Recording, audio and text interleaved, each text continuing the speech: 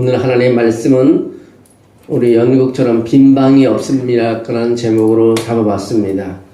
한번 인사 한번 하겠죠. 예수님은 우리를 위해 오셨습니다. 옆 사람하고 인사합니다. 예수님은 우리를 위해 오셨습니다. 네. 예수님은 장로님을 위해서 오셨습니다. 한번 더. 예수님은 집사님을 위해서 오셨습니다. 옆 사람에.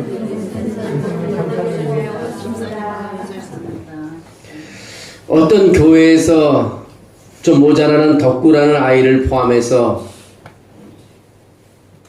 여러 명의 아이들이 크리스마스 연극을 했습니다. 연극의 진행은 마리아와 요셉이 여관에 도착할 때까지는 모든 것이 순조롭게 진행됐습니다. 마리아의 남편 요셉이 여관 주인에게 우리를 위한 빈방이 있습니까라고 물었습니다. 여관 주인인 덕구가 아니요라고 대답합니다. 여관이 꽉 찼습니다. 유대인과 로마 병정거리가 많은 사람이 이미 방을 차지해서 빈방이 없습니다라고 했습니다. 요셉은 다시 말하기를 밖은 너무 춥고 아내가 아기를 곧 낳을 것 같은데 우리는 빈방이 있습니까? 라고 묻습니다. 여관 주인 덕구는 잠시 생각에 잠기더니 연극 대본에 없는 말이라 이런 말을 하면 안 되는데 하면서 마리아의 모습을 보니 금방 아기를 낳을 것 같아 너무 마음이 아파서 잠시 연극을 한다는 생각을 잃어버리고 막 가려고 하는 요셉과 마리아에게 여보세요, 가지 마세요. 우리 집에 빈 방이 있어요. 내 방이라도 내어드릴게요 라고 말했습니다. 그리고 그는 거짓말을 못한다고 하면서 나는 예수님이 좋아요.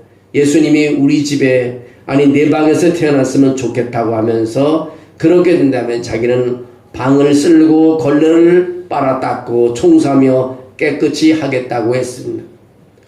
오늘 순수한 덕구에게는 연극을 뛰어넘어 그의 진심의 표현을 우리가 볼 수 있습니다. 이 연극은 망쳤지만 우리 모두의 감정을 건드려 뭉클하게 했습니다. 왜냐하면 우리 모두가 덕구의 마음과 같기 때문인 것입니다. 오늘 아침 성경 말씀이 우리에게 들려줍니다. 첫 아들을 낳아 강보에 쌓여 구유에 누웠으니 이는 여관에 있을 곳이 없음이라고 말하고 있습니다. 여관 방이 없어서 인류의 구원자 예수님께서 구유에 태어났습니다. 구약의 선지자 미가는 메시아의 탄생이 유대 베들레헴에서 이루어질 것임을 예언했습니다. 그는 예수님보다 700년이나 앞서 살았던 사람입니다. 그럼에도 불구하고 그는 예수 그리스도가 유대 베들레헴에서 탄생하실 것을 오래전에 예언했습니다. 미가서 5장 2절에 그렇게 말합니다. 베들레헴 에브라다야, 너는 유다 족속 중에 작을지라도 이스라엘을 다스릴 자가 내게서 내게로 나올 것이라. 그의 근본은 산고의 태촌이라고 말하고 있습니다. 창세기 35장 19절에 베들레헴의 본시 이름은 에브라신데 에브라다였습니다. 성경은 장차 이곳 베들레헴 에브라다에서 이스라엘을 다스릴 자가 탄생할 것이라고 했습니다. 그분이 바로 메시아라는 것입니다. 왜냐하면 그는 근본의 산고부터 태초부터이기 때문이라고 말하고 있습니다. 바로 이 예언의 말씀대로 예수 그리스도는 갈릴리 나사렛이 아닌 유대 베들레헴에서 탄생을 했습니다. 오늘 우리가 읽은 본문은 예수 그리스도가 어떻게 해서 유대 베들레헴에서 탄생하시게 되었는지 역사적인 배경을 우리에게 설명하고 있습니다. 이미 우리가 살펴본 대로 천사 가브리엘이 마리아를 찾아갔을 때 마리아는 어디에 살고 있었습니까? 갈릴리 나사렛이라는 동네에 있었습니다. 이와 같이 마리아가 하나님의 아들을 잉태했던 곳은 바로 갈릴리 나사렛이라는 곳입니다. 근데 만일 마리아가 갈릴리 나사렛에서 자신의 맏아들을 낳았다면 어떻게 되었을까요? 하나님의 말씀인 성경은 절대적인 권위를 상실하게 될 것입니다. 아울러 예수님도 메시아라는 사실이 분명치 않게 되는 것입니다. 그래서 성경의 예언을 이루기 위해서 예수님은 유대 베들레헴에서 탄생하셨습니다. 이는 예언의 성취를 위해서 반드시 이루어져야만 했던 필연적인 사건이었습니다. 이를 위해서 전지전능하신 하나님은 영원하신 섭리 가운데 한 가지 특별한 사건을 예비했습니다. 이것이 바로 오늘 본문에서 나타난 호적 인구조사였습니다. 로마의 황제 가이사 아구스도가 내린 명에 따라서 로마의 지배에 있는 모든 사람은 호적을 해야만 했습니다. 바로 이 명령에 따라서 요셉과 마리아도 갈릴리 나사렛을 떠나 유대 베들레헴으로 갔습니다. 예수 그리스도가 베들레헴에서 탄생하신 역사적인 배경과 관련하여 우리는 오늘 본문의 말씀을 살펴보려고 합니다. 오늘 성경의 주된 초점은 그들에게 방이 없었다는 것입니다. 아이가 태어날 방이 없었다는 것입니다. 오늘날로 말하면 아이가 태어날 산부인과 병원이 없다고 생각해 보십시오. 임산부들이 얼마나 불안해할까요? 왜 임신한 마리아와 그녀의 남편이 머물 수 있는 방이 없었을까요? 조그만 동네 베들레헴은 인구수와 관계로 그들의 이름을 등록하기 위해서 고향으로 내려온 사람들로 인산인해를 이루었습니다. 오늘 가이사 아구스도가 영을 내려 천하로 다 호적하라고 명령했기 때문인 것입니다. 모두가 호적을 하러 각자 자기 고향에 내려온 것입니다. 호적하기 위해 베들레헴 출신들은 고향으로 돌아왔습니다. 문제는 요셉과 마리아는 임신한 몸으로 빨리 오질 못하고 너무 늦게 베들레헴에 도착했습니다. 그래서 그들이 숙박할 모든 여관이 10,000원이나 방을 얻지를 못했습니다. 어느 누가 오늘 연극을 한 덕구처럼 생각했을까요? 누군가 임산부를 불쌍히 여길 수 있었을까요? 누군가가 자신을 희생하면서 그들을 위해 방을 내어줄 수 있었을까요? 그 당시에는 아무도 없었습니다. 예수님이 태어날 빈방이 아무데도 없었습니다.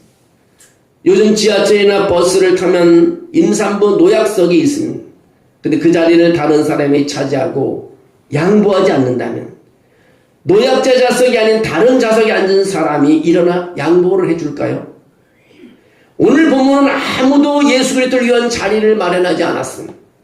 그것에 대해 우리는 몇 가지 오늘 생각해 보려고 합니다. 자리가 없었던 이유, 예수님을 위한 자리가 없었던 이유는 사람들이 예수님보다 자신만 생각했기 때문인 것입니다. 그들은 나 중심으로 살아가는 사람이었다는 것입니다. 요한복음 1장 11절에 그렇게 말합니다. 그가 자기 백성에게 오셨으나 자기 백성은 그를 영접하지 않았다고 말하고 있습니다. 사람들은 마리아와 요셉을 거부했는데 그 이유는 그들만의 삶을 살았기 때문인 것입니다. 그들은 머물 곳이 있었지만 마리아와 요셉은 머물 곳이 없었습니다. 우리는 성탄 시즌에 소외된 사람들을 생각해야 합니다. 믿는 사람들의 기본 수칙 1호가 소외된 사람들을 위한 자리를 만들어주는 것입니다. 먼저 도착한 사람들이 그 자리를 포기하지 않는다면 예수 그리스도의 자리는 없는 것입니다. 그들에게는 예수 그리스도를 위한 빈 방이 없었습니다. 누군가 희생이 없으면 불가능하다는 것입니다. 우리가 남을 도우려고 할 때요, 내가 희생이 없으면 남을 도울 수가 없습니다. 나 중심으로 살아가게 되면요, 다른 사람을 도울 수 없습니다. 오늘 예수님이 오시는 이 자리에도 예수님은 자리가 없었다는 것은 바로 나 중심으로 살아갔다는 것입니다. 모든 생각이 나 중심으로 살아가면 예수님을 위한 공간을 만들 수가 없다는 것입니다. 이제나 그때나 사람들이 수년 동안 크게 변하지 않았다는 것을 우리에게 알려주고 있습니다. 예수는 우리 문화에서 점점 더 불편해지고 있습니다. 전쟁을 하다가도 크리스마스가 되면 전쟁을 멈추고 평화의 왕 예수 그리스도를 받아들여야 합니다. 그런데 오늘날 우리의 크리스천들은 그렇지 않습니다. 촛불을 들고 태국교를 들고 여의도로 강화문으로 법원으로 달려가는 사람들이 많습니다. 저는 어느 편을 들고 싶은 마음은 없습니다. 분명한 것은 크리스천의 역할을 다하지 못하면 하나님은 그를 버리신다는 것입니다. 소금이 제맛을 잃으면 사람들에게 밟힐 뿐이라고 성경은 분명히 말하고 있습니다. 크리스마스 시즌이 되면 모든 것을 장식을 합니다. 데코레이션을. 왜냐하면 크리스마스는 1년 중 가장 상업이 활발한 기간이기 때문에 백화점마다 제일 호황을 누립니다. 그래서 아주 화려하게 추리를 합니다. 교회보다도 더 고급스럽게 추리를 합니다. 뿐만 아니라 성탄이 가까우면 온갖 종류의 크리스마스 장식품을 판매합니다. 추리를 비롯하여 산타, 술록, 사탕, 지팡이 등등을 팝니다. 하지만 그들의 크리스마스 크리스마스 진열대에는 무언가가 빠진 것이 있습니다. 무엇인지 여러분 생각해 보시죠. 맞습니다. 예수에 대한 것이 없습니다. 예수 그리스도가 없는 것입니다. 구유 장면도 없고요. 동방박사도 없고요. 하늘을 밝힌 별도 없습니다.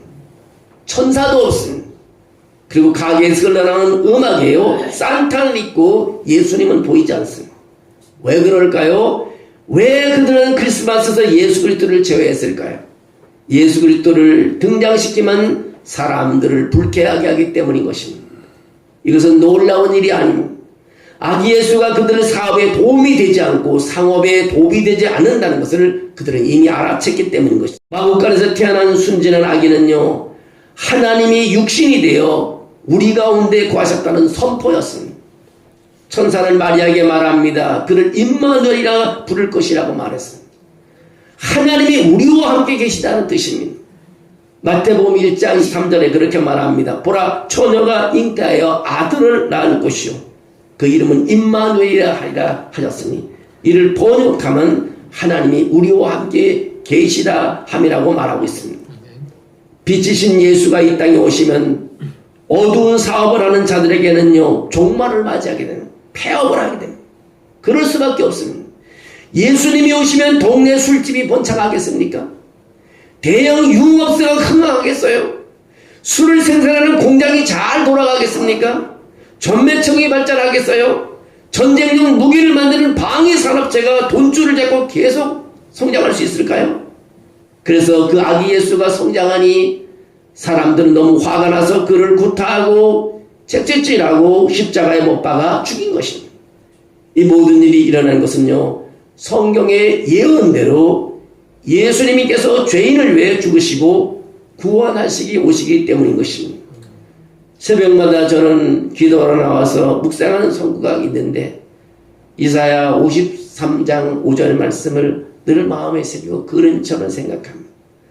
그가 찔림은 우리의 허물 때문이요 그가 상함은 우리의 죄악 때문이라. 그가 징계를 받음으로 우리가 평안을 누리고 그가 채찍에 맞음으로 우리는 나음을 받았다. 여러분, 그의 찔림은 우리 모든 허물을 가려 덮어줬습니다. 그의 상한 몸은 우리 죄를 다 용서해 줬습니다. 그가 징계받음으로 우리가 세상에 평화롭게 살아갈 수 있습니다. 그가 채찍에 맞아서 우리의 질병과 우리의 모든 어려움들이 다 새롭게 일어나고 회복되고 곤침을 받았습니다. 그가 찔림은 우리의 허물이 때문입니다. 그가 상함은 우리의 죄악 때문이다. 그 징계를 받으면 우리가 평화를 누리고 그 채찍에 맞음으로 우리가 나음을 받았다. 예수 그리스도가 이 땅에 와서 고난을 받음으로 우리의 삶의 길이 열렸다는 것입니다. 하나님의 계획은 독생자 아들을 통해 인류를 구원하시기를 원하셨습니다. 죄인된 우리를 구원하기 위해서 주님이신데, 그런 주님이신데, 그런 주님이 이 땅에 왔는데 우리에게는 예수님의 자리가 없다는 것입니다. 우리 집에는 예수님의 앉을 자리가 없다고 생각해 보시죠. 요한복음 1장 11절에 그가 자기 백성이 오셨으나 자기 백성은 그를 영접지 아니하셨느니라고 말합니다. 사람들은 그때 그를 영접하지 않았고 지금도 사람들은 그를 영접하지 않았습니다. 요한복음 1장 5절에 이 빛이 어둠 속에서 빛나고 있었으나 어둠이 이 빛을 깨달지 못했다고 했습니다. 예수님은 왔으나 사람들은 예수님이 온 줄도 모르고 세상을 향하여 달려가고 자기 하는 대로 살아갑니다. 기독교인들이 크리스마스 시즌에 예수가 태어났다는 것을 선포하지 않고 어떻게 세상을 바꿀 수 있겠습니까? 성찬들의 교회에 가서 예배하지 않고 세상 사람들과 여행 가고 송년 모임한다고 어떻게 세상을 바꿀 수 있겠어요? 우리가 세상을 바꿀 수 있는 방법이 있습니다. 초대교회 성도들처럼 우리는 살아가야 한다는 것입니다. 무엇인지 예수님 먼저, 예배 먼저, 기도 먼저라는 우리 말을 선포해야 됩니다. 세상에서도요, 형님 먼저 외치면 살아남습니다. 가정에서도 부모님 먼저 외치면 행복해집니다. 교회에서도 예수님 먼저 생각하면 교회는 계속해서 부흥됩니다. 예수님 먼저 생각하시기를 주의 이름으로 축원합니다. 변화는 우리 모두에게 달려 있습니다. 세상 사람들이 예수를 받아들이지 않는 이유 두 번째는 예수님의 메시지를 받아들이지 않기 때문인 것입니다. 그것은 마리아가 임신했다는 것입니다. 그녀가 베들레헴에 나타났을 때 요셉은 그녀와 정혼한 상태였습니다. 예수님은 성령으로 잉태되었습니다. 요셉이 그녀와 결혼하기 전에 마리아는 이미 임신되어 있었습니다. 누가복음 1장 31절부터 읽어보면 말씀이 이렇습니다. 보라, 내가 잉태하여 아들을 낳으니 그 이름을 예수로 하라. 그가 큰 자가 되고 즉위 높으신 이의 아들이라 일컬어질 것이요 주 하나님께서 그 조상 다윗의 왕위를 그에게 주시리니 영원히 야곱의 집을 왕으로 다스릴 것이며 그 나라가 무궁하리라. 마리아가 천사에게 말합니다. 나는 남자를 알지 못하니 어찌 이 일이 있으리이까. 천사가 이렇게 대답합니다. 성령이 내게 임하시고 지극히 높으신 이의 능력이 너를 덮으시리니 이러므로 나실 바 거룩한 이는 하나님의 아들이라 일컬어지리라고 말을 합니다. 현대인들은 처녀가 남자 없이 아이를 낳았다는 것을 믿지를 않습니다. 그것은 우리에게 인류를 구원할 기쁜 소식, 복음의 메시지지만 세상 사람들은 그것을 믿지 않습니다. 죄인을 구원하신 예수님은 사람의 아들이기보다 하나님의 아들이었습니다. 그래서 예수님은 인간 요셉의 아들이라고 성경은 기록해 놓지 않고 나사렛 예수라고만 말하고 있습니다. 세상 죄인들을 구원하기 위해 오신 예수님은 우리 주 예수 그리스도가 되시는 것입니다. 죄인들은 예수 그리스도의 메시지를 들어야 합니다. 복음은 이 세상에서 거부당한 사람들, 다시 말해 세상 사람들이 버린 사람들에서 복음은 멈추지 않고 계속해서 퍼져나가는 것을 보게 됩니다. 1792년 12월 요셉 모어라는 그런 소년이 오스트리아 찰스부르크에서 태어났습니다. 그는 사생아였습니다. 아빠가 그의 엄마를 임신시킨 후에 도망가 버렸습니다. 혼의 출생의 아들들은 오스트리아에서 멸시를 받았고 요셉의 어머니에게 엄청난 벌금을 부과했습니다. 게다가 사생아라는 이유로 학교에 다닌 것을 못 다니게 했습니다. 나라에서 그걸 허락지 않습니다. 기술을 배우는 것도 나라에서 허락해 주지 않았습니다. 심지어 직장을 갖는 것도 나라에서 금지해 버렸습니다. 이 요셉 모라는 아이는 할 것이 없습니다. 그냥 한 가지 자기에게 달란트인데 노래하는 것을 좋아했습니다. 그 늘 교회에 가서 노래했더니 결국 이가 은혜를 받아서 사제가 되었습니다.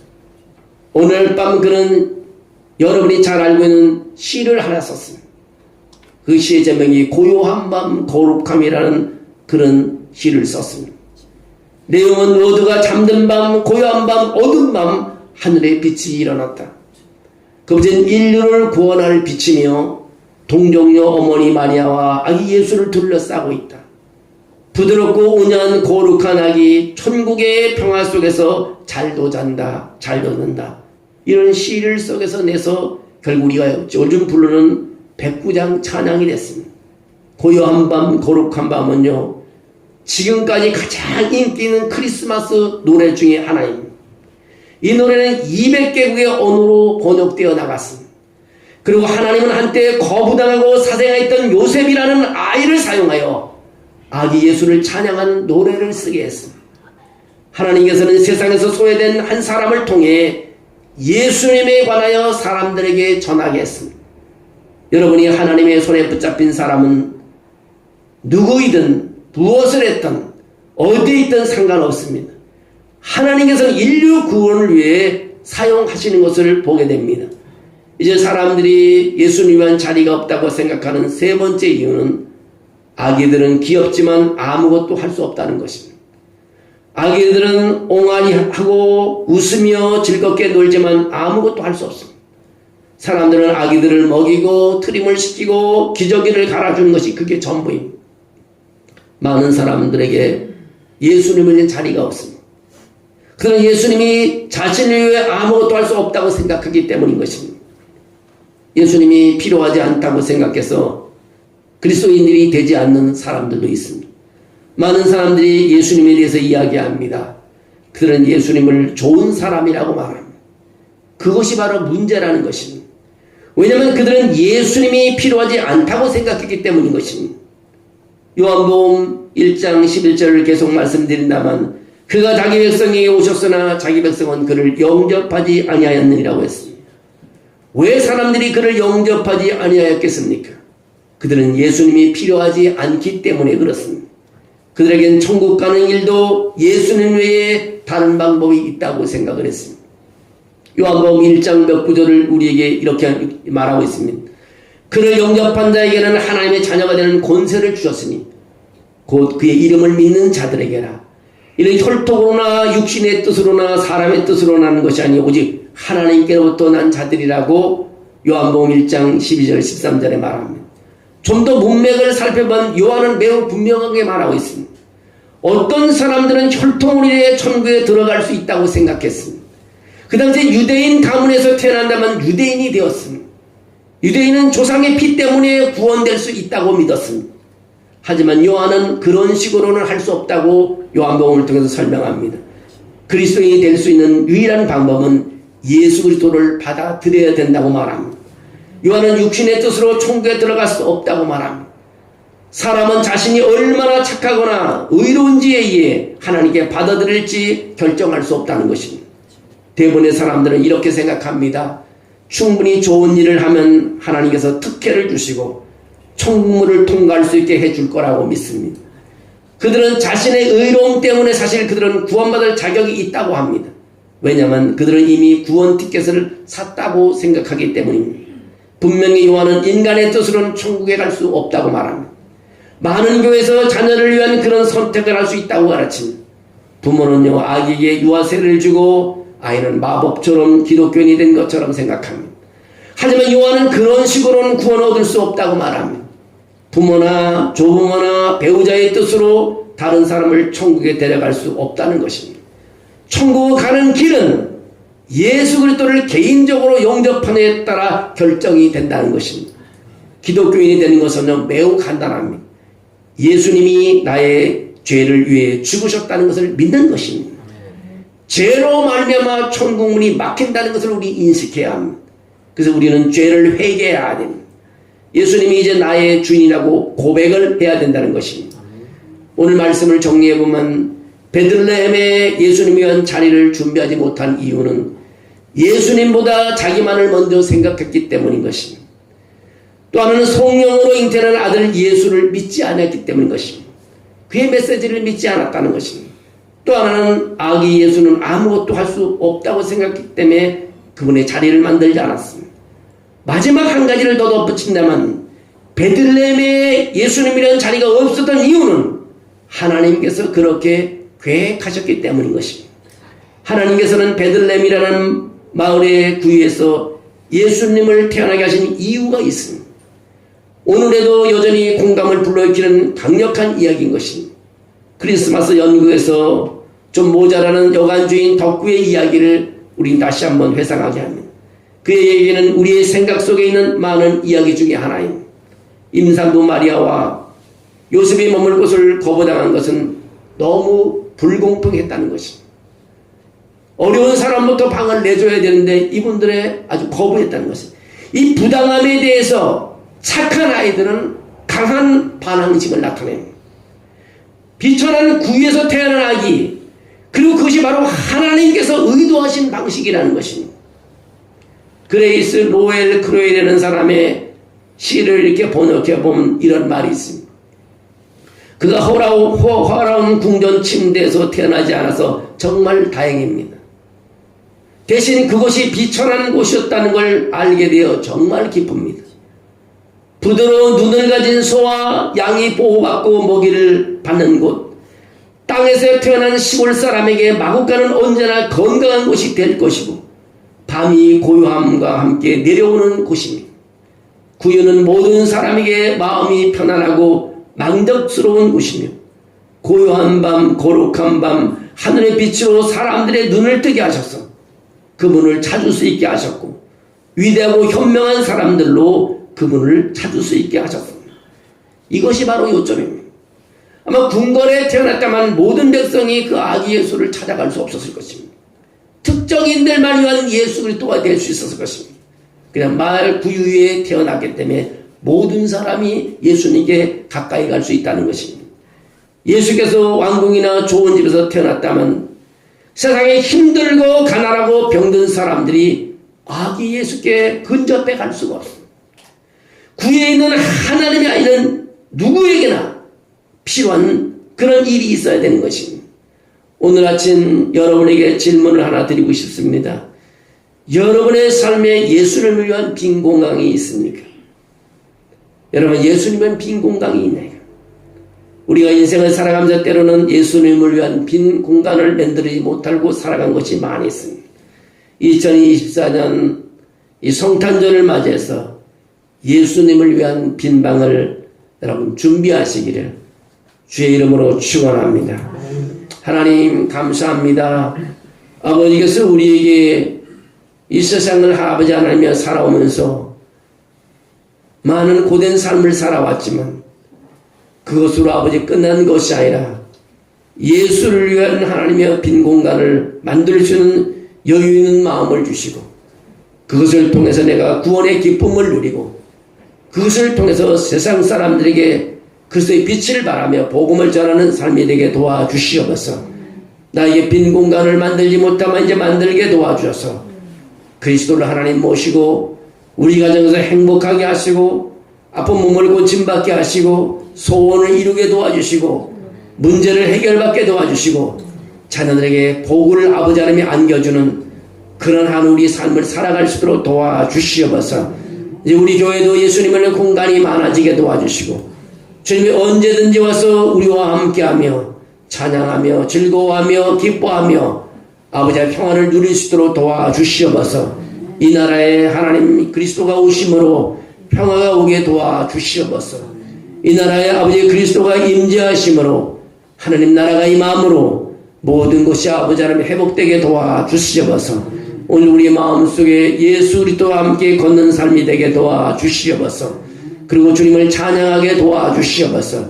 그리고 우리 아버지가 필요한 것을 사람들과 나누는 삶을 살게 도와주시옵소서. 내가 가진 것을 어려운 사람에서 나누는 그런 하나님의 실천을 통해서 더욱더 기쁨을 누리게 도와주시옵소서. 그런 마음을 거부하지 않는 마음이 우리 속에 있게 도와주시옵소서. 그런 하나님께 영광을 돌리는 삶을 살게 도와주시옵소서.